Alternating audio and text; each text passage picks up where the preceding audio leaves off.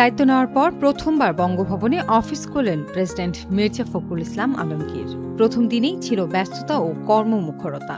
গ্রহণ করলেন guard of honour, শুরু করলেন দাপ্তরিক কার্যক্রম।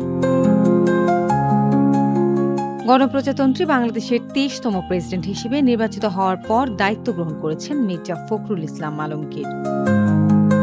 আজ রোববার সকালে প্রথমবারের মতো বঙ্গভবনের নিজ কার্যালয়ে যান দেশের ২৩তম প্রেসিডেন্ট। সকাল ১১টার দিকে বঙ্গভবনে পৌঁছালে প্রধান ফটক ২-এ বাংলাদেশ পুলিশের সুসজ্জিত অশ্বারোহী দল তাকে অভ্যর্থনা জানায়।